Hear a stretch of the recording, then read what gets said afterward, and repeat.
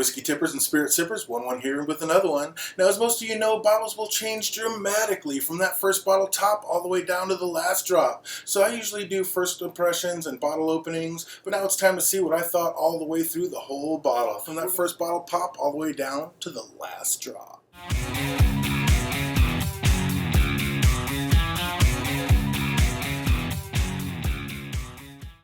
Now, the first one we're going to be talking about today, most of you guys know about, you've all heard about, it's the just regular old green spot. This one's coming in at 40% ABV, so you already know 80 proof. It's pretty much bottom of the barrel for proof-wise, but I mean, it's a nice, easy sipper. I don't think it has all those regular Irish notes that a lot of Irish whiskeys have. It doesn't have that so-called buttery, biscuity note. It's more of like a white grape, like light white wine almost. At 40%, I mean, this one just glides right down. Literally, to me, this is like Irish water. I mean, it is just a step above water. It is just so light, smooth, and friendly. This one didn't change a whole lot for me from the top all the way through, so let's see how it is all the way down to that last drop. Pretty much the same thing all the way through. Like I said, it's that white wine, really light white grape, just a really smooth, easy, light freshness. A little bit of floral, tiny bit of honey, but there isn't much more of a smooth sipper than this one. This is just about as light and easy as it gets. Let's see how it is down the last drop. It's actually turned a little bit. I mean, it was obviously sitting in there for a little bit on that last drop, so it's gonna, I mean, obviously it's at just maximum oxidation. But it did turn a little bit. It's more of a tartness to the honey. It's still sweet, but there's just more of a little tart pop to it. But for anybody that's a beginner out there, or anybody that's like looking for a present that wants to give somebody, like starting them into whiskey, or they're just starting their journey and you don't want to overpower them or knock them down, this one, the green spot, is about as smooth, sweet, and easy as it gets. Will I replace it? I'm not in a huge hurry to replace this one. I have already caught up with the green spot Louisville Breton and the Chateau Montelena, so those are absolutely stupendous. We'll be talking more about those probably in the next one when those go down. But as far as this one, it's just a little too light and friendly and just a little too smooth for me. I'd probably give this one a 7.5 out of 10. We all know that craze about Japanese whiskey. For relaxing times, make it Suntory time. Just the hottest thing out on the market. Everybody's looking for it. Prices are just crazy exuberant, out the window. I mean, they're outrunning the juice inside. I've only had the Hibiki Harmony. I've yet to have any age-stated Hibiki Harmonies. I heard the 12 is delicious. The 12 is as expensive as the 17 Hibiki Harmony. So I don't know what it is about it. If people just like that one better, if there's just less of it and it's more rare. But I've yet to try it. Looking forward to the day I can. But this is the one I have tried, and I absolutely love the Hibiki Harmony. This is actually my second bottle of it. I've already blown through one and have one as my infinity bottle down there, and now I'm already through my second one. As far as Japanese whiskeys go, you know, I guess it's really hit or miss out there. I've been lucky. The ones I've tasted have all been hits. Nice, smooth, easy blend, floral, complex. I mean, just everything you want in a whiskey. This was one of my favorite ones early on because it was just such a smooth, easy, sweet drinker. The Hibiki Harmony is 43%, 86 proof. See how it is down to the last drop. Just a beautiful bottle, like I said, for anybody that needs a decanter or an infinity bottle or just a bottle for anything. I mean, once you go through the juice, these things are amazing and beautiful. I mean, that's artwork, so you can just put something else in it and keep these forever. I mean, these are just one of the prettiest bottles I've seen as far as whiskey goes. And one of the prettiest whiskeys all around. I mean, it's just still so smooth and floral and sweet. I mean, a little bit of maltiness there in the background, some spices, but I mean, just everything about this is just fantastic. And they say this doesn't hold a candle to the 12, so I would really love to get a 12. But the 12 is going for $600. This one's going for about $75. So, yeah, no contest there. We're going to be sticking with the $75 one. But like I said, this is my second bottle, and I probably will be replacing it and getting a third. Just the tiniest wisp of smoke with all these complex spices and flavors and sweetness, just a pinch of savory. I mean, yeah, the Hibiki Harmony, I'm all about it. I absolutely love this juice. Scale out of 1 to 10. This one's probably like an 8.7, 8.8. I mean, absolutely delicious. I will be getting a third bottle, and yes, absolutely 1-1 recommended. Oh boy, haven't done Whiskeys of the Year, but if I did a Whiskey of the Year for 2020, Glenmorangie Cadwell Estate might be the Whiskey of the Year that I would have picked. This is right up my alley, coming from the rum world. This is just, I mean, powdered sugar, powdered donuts. I believe they did everything from grain to glass right here. It was made right there on the Glenmorangie estate. 15 years old. That seems to be my bang zone with whiskey. I love I like most 15-year-olds more than the 18-year-old whiskeys. They're just, I love the taste profile and everything about it, and this one was one of the best ones, maybe the best one I drank all last year. It was absolutely phenomenal. Let's see how it is all the way down the last drop. And the Glenmorangie Cadbull Estate is 86 proof. Now halfway down the bottle, it did lose a little bit of its sweetness, but not a whole lot. Like I said, this one was pretty much powdered sugar and donuts all the way down the bottle. Honey and nectar all the way down. Let's see how it is on the last drop. Honey caramel sweetness. That's like, I mean, almost like eating a candy bar. This is the sweetest whiskey I've ever had, and done in all the right ways. Again, if you don't like the really sweet whiskeys, this one might not be for you. But like I said, coming from the rum world, I love the sweeter whiskeys, and this one is absolutely amazing. Scale out of 1 to 10, this one's an 8.8 for me. Absolutely delicious. Like I said, it might have been my whiskey of the year last year. Definitely one recommend. The Balvenie 14-year Caribbean cask. I was sitting there talking to the guy in the store, and he's like, "Oh, you like rum? This one was matured in rum cask. You'll probably love this one." So I took it home, cracked it.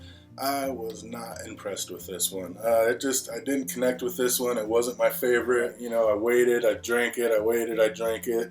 This one wasn't until I got a little over halfway down the bottle and let it sit for a couple of months that it finally opened up into something. I was like, that's what everybody's talking about.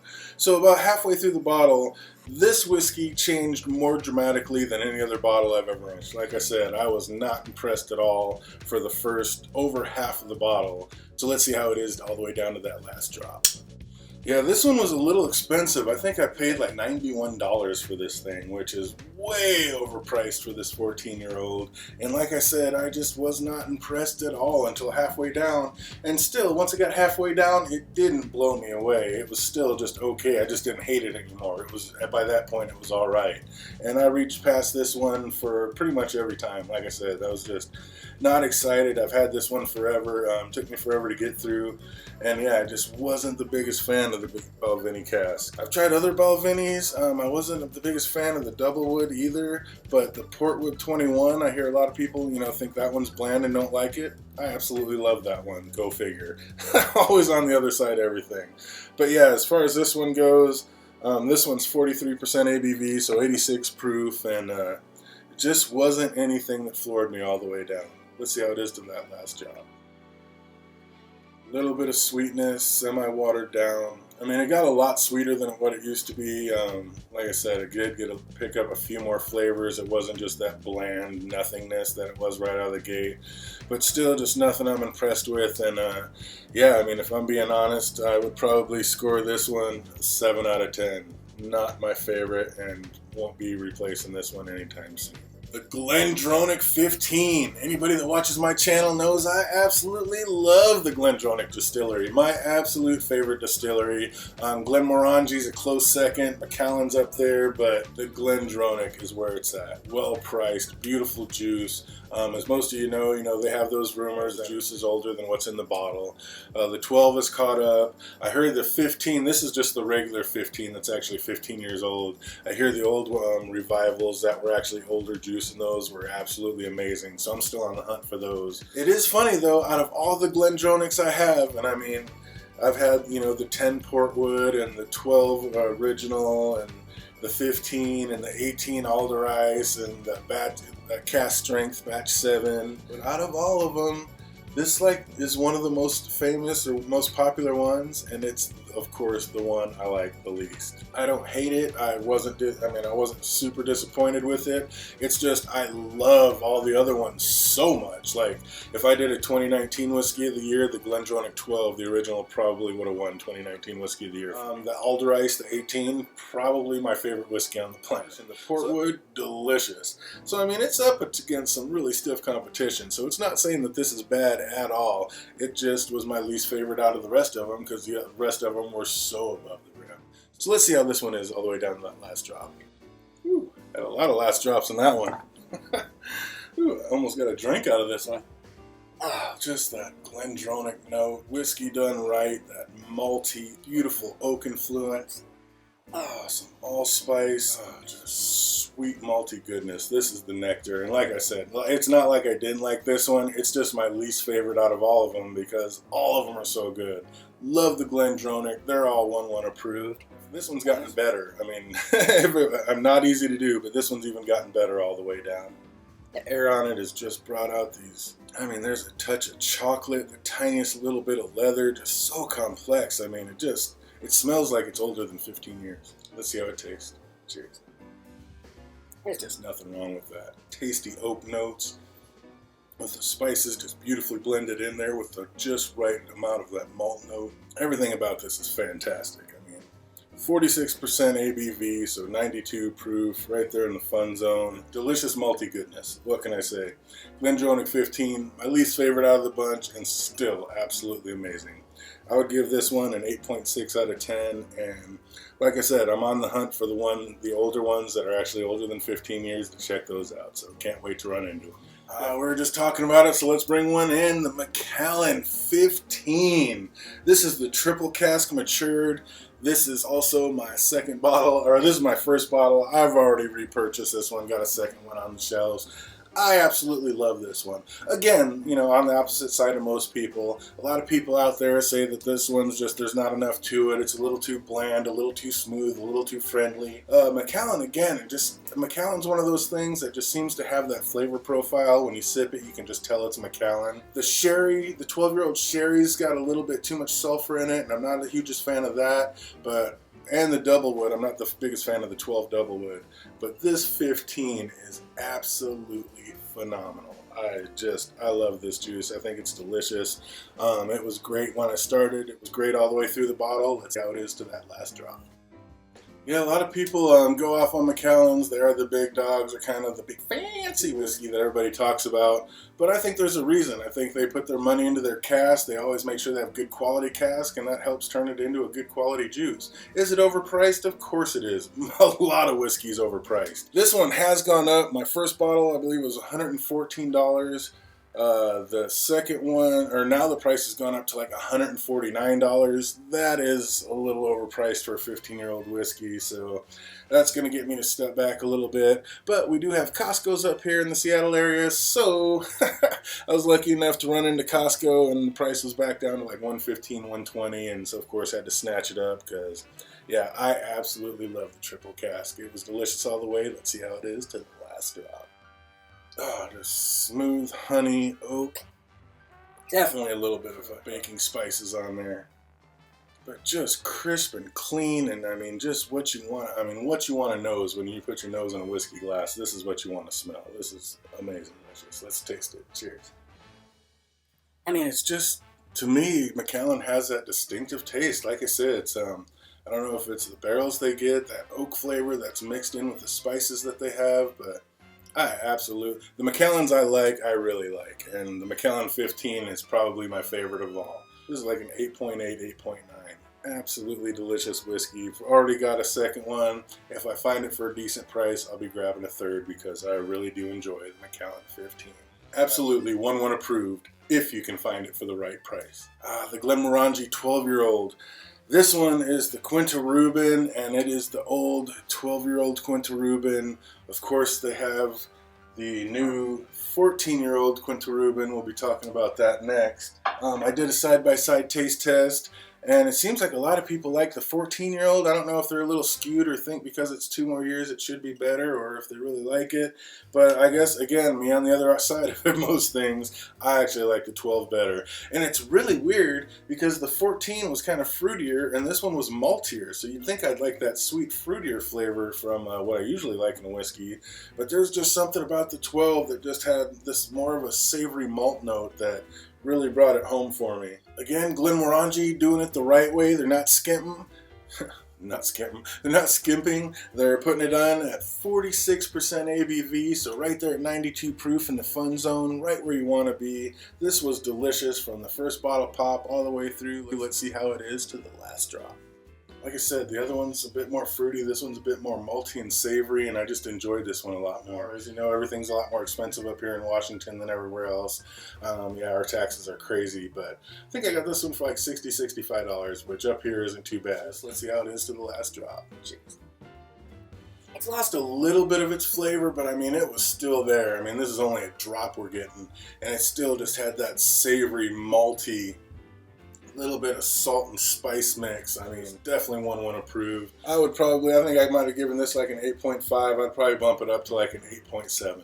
This is absolutely delicious, and it will be back on my shelves at some point in the future. We're talking about its little brother. This is the big brother. This one's 14 years old. When I first tasted them, like the very first bottle pop, first impressions right out of the gate, they've tasted very similar.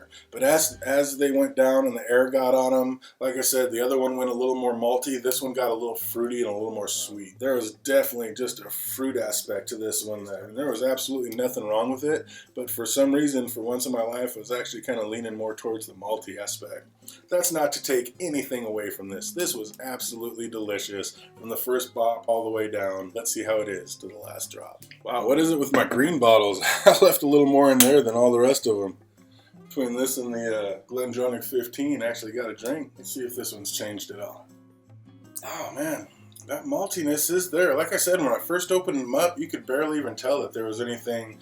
It just tasted, if anything, it tasted like the 14-year-old was 2 years older and had rounded off a little bit of that sharpness, and it was a little bit smoother. But again, I think that was those fruit notes just coming in a little bit sweeter. The malt with the fruit, there's almost tiniest wisp of smoke, like a smoked fruit or something. I mean, this is like a smoked pineapple. This is really nice. Let's see how it tastes. Cheers. That is like a nice little tangy pineapple. Sweet, savory, little bit of tartness. I would say that the 2 years, personal opinion, who knows, but I would say maybe the casks that they put these in are a little bit weaker casks, so it took those extra 2 years to kind of round it off. I don't even know if I'll be able to find the 12 Quinta Rubin anymore, so I will definitely have another Quinta Rubin if I can find it. If it's a 14, it's a 14. Absolutely one approved. I'd give this one probably a 8.7 out of 10. If you see it, it's about 60, 65 bucks up here, probably way cheaper everywhere else. And yeah, if you see it, definitely worth grabbing. If you know somebody just getting into whiskey, this is another one to kind of help slide them in. Nice, smooth, nothing too offensive, and absolutely delicious. Let's bring it back to the big dog. GlenDronach 18 Alder Ice.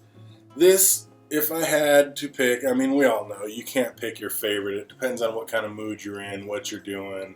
But if I had a gun to my head and had to pick an absolute favorite whiskey, I'm sure this is the one that would pop out.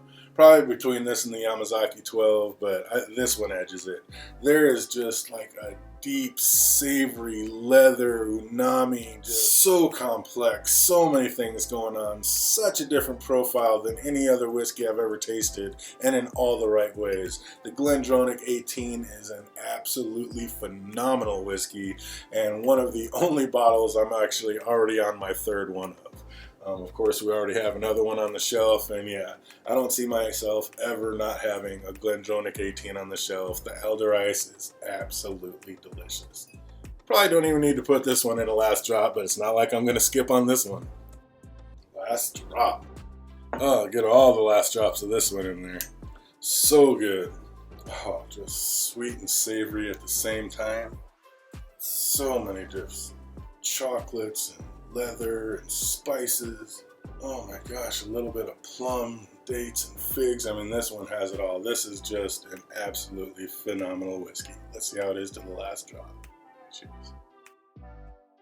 Just that savory, almost leather note that it has is just, some say it's umami. I'm not sure what it is, but it is an addicting flavor. It just makes you want to keep going back, make you keep wanting to smell it, taste it, enjoy it. Everything about this whiskey is absolutely phenomenal. This could be a 9.5. This might be a 9.5 out of 10.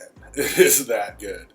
Absolutely delicious. Of course, if you see it and you can afford it, pick one up and enjoy it. Worth it all day. Absolutely one approved. Last but certainly not least, Compass Box, the Spaniard. And I've always called this one the GlenDronach's little brother. It tastes so similar to the Alder-Ice. I was so pleasantly surprised when I got a hold of this one. Again, all those savory, umami, leather, just so complex, so delicious, and about half the price as the Alder-Ice. The Alder-Ice is 46% ABV, coming in at 92 proof.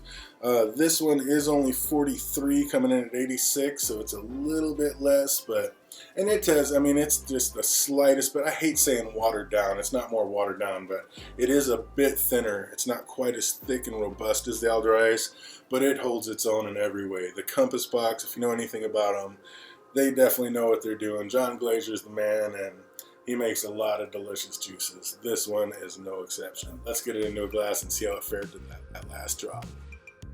Oh, I had no idea what to expect. Honestly, the box just looks so cool.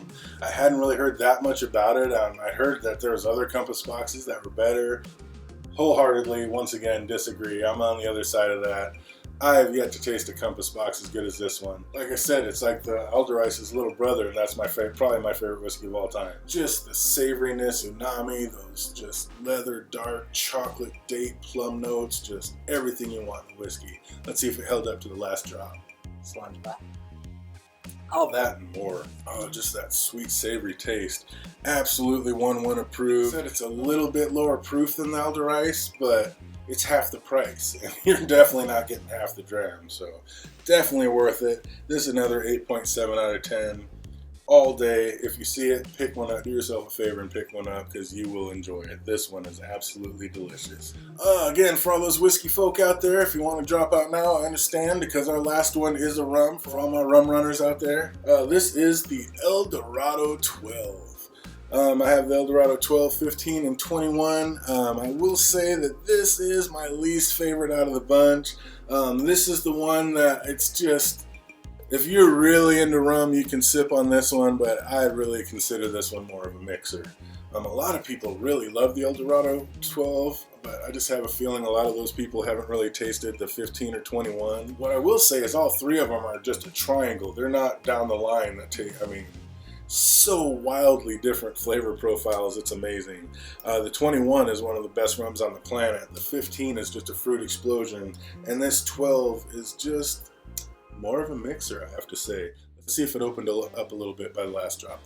Yeah, the El Dorado 12, I heard such great things about it. People really hyped this one up and really like it, but for me, it was just, I've got some really amazing rums out there, so it's up against some pretty stiff competition. And I'm not saying that it's bad whatsoever. I'm just saying it's not really one of my favorites and what I would consider more of a mixer. It's just got the sharpness of like pears and apricots, and it just has more of a young pop to it. It's just a little spikier than I'd like it to be. But let's see how it is on the taste of that last drop. Cheers. I mean, it's certainly not a bad flavor. It almost got like a maple syrup pancake kind of taste right there, which was delicious. Nothing wrong with that. But again, this is the last drop. It's a little bit watered down. It has a whole bunch of oxidation on it. It does have a really nice flavor, like I said, almost like a pancake syrup. But it's a little bit spiky for sipping. Like I said, I just consider this one more of a mixer. And for that price, God, it's been so long, so I can't even remember exactly what this one was. But yeah, not 100%, but it's somewhere between $35 and $45 for this. And paying that much for what I consider a mixer is just a bit outside the mark. It's sweet, it's delicious, it's tasty, but it's just not the one I'm going to be reaching for first. If I had to give this one a mark, to be fair, I'd probably give this one a 7.5 out of 10. Like I said, it's not terrible, just more of a mixer. So that's going to do it for me. I hope everybody enjoyed this one. Hopefully I gave you a few little tidbits that can help you out if you saw a bottle that you were thinking about buying. This is just another view. As you know, all palates are drastically different. Everybody kind of marches to their own tune, but that's what I thought of these bottles, and that's my 2 cents, and I'm sticking to it. Hope you guys are having an absolutely fantastic week, and it only gets better from here. And until we see you next time.